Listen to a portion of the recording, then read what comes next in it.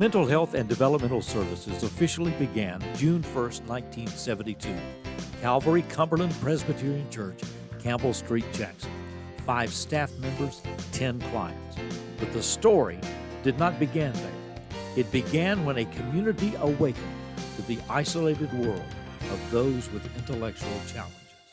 When he was very small, there was absolutely nothing for those kids.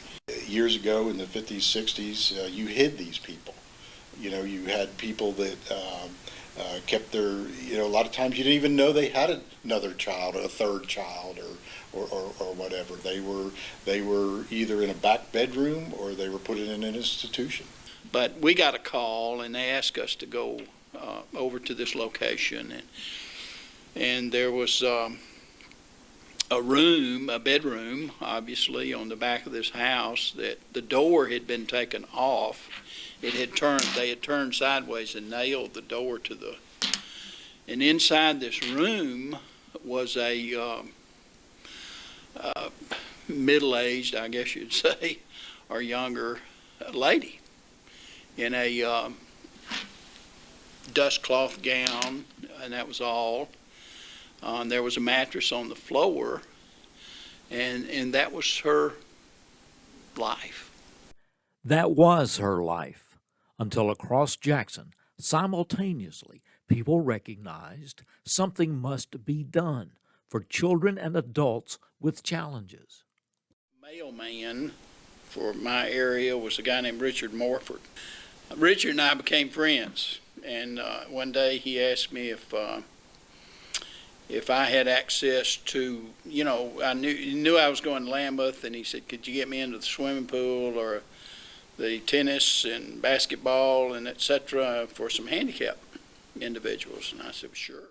He took me over to West Jackson Baptist Church upstairs on Campbell, is where they were at the time. And there was a group of individuals with disabilities, and a couple of ladies working with them. And long story, short story, we loaded them up in a station wagon. I had an old orange station wagon, Tennessee orange station wagon, and took them over to Lambeth. We're going to take them swimming. And Roscoe Williams and Jerry Couch, Pepper Bray, different ones that we're teaching WSI, senior life-saving classes. We'll let our students work with the handicap. And in '72, we talked to the Department of Mental Health, DHS, and Richard said, we can, I was graduating in June, May, something, and he said, we'll start a center. Mental Health and Developmental Services would grow out of that 1972 Adult Activity Center. But there was more. Dr. Bob Smith, joined by many, would develop a multi-facility park that became home to mental health and development, the Kiwanis Center, which grew out of Happy Hollow, and the Cerebral Palsy Center. Our story at Mental Health and Developmental Services has moved many different directions in its history, from an adult activity center to moving clients into housing, work opportunities, social opportunities, eventually expanding into full contracted work that seemed to provide it all. One center, work, social engagement, expanded opportunities and relationships expressed through what at that time was Madison Haywood Developmental Services. Where you've been is important. That's history and context. But where are these services headed? Community incorporation is a theme with housing, work opportunities, social opportunities, interaction, life experience. Whatever and whomever you are, you have a place in this world.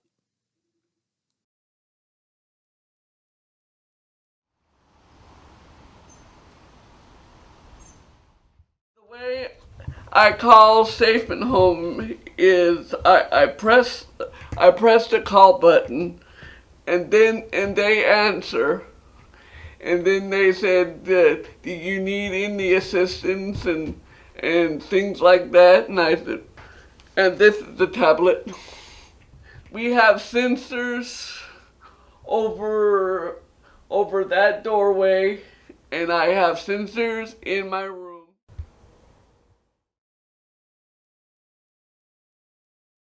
She works over in the Dixie Cafe, and she goes over to the gift shop from time to time as she has free time to help straighten up things over there. But here in Dixie, she's checking condiments, checking napkins, cleaning counters, and importantly also conversing with the guest. For the last 10 years, been focused on both second chance recovery individuals and support employment individuals. We've had numerous people with intellectual or developmental disabilities, cerebral palsy, autism. They just do such a good job of taking care of our guests and taking care of the work. I love my job. I love it here. I love everybody help each other out, and when somebody needs something, we help them. Jennifer does a little variety of everything, and she goes above and beyond her job description. But she started out as filling up caddies, cleaning. She would wash the drink counter off. She cleaned the bathroom. She took out the trash, and then she graduated to helping make plates and making cornbread. And she does a variety of everything when it comes to being here. We're making outdoor safety bags so they can use at home. First aid kits, all of that to protect themselves from things that can happen outside.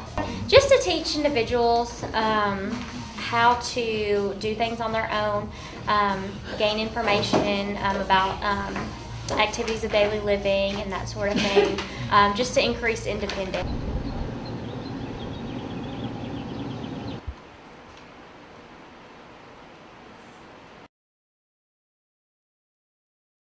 It's the Bolivar Housing Authority. So, okay. That's where he worked at. Okay. He cleaned out the parking area and stuff like that. How long ago? A lot of time we'll come over to the library, and like I said, he'll have his coloring supplies, and Richard have his puzzles. So I try to keep these guys busy, keep them out the house. Yeah, because they my family from 8 to 4 every day, Monday through Friday. So. Thank you for it to be here.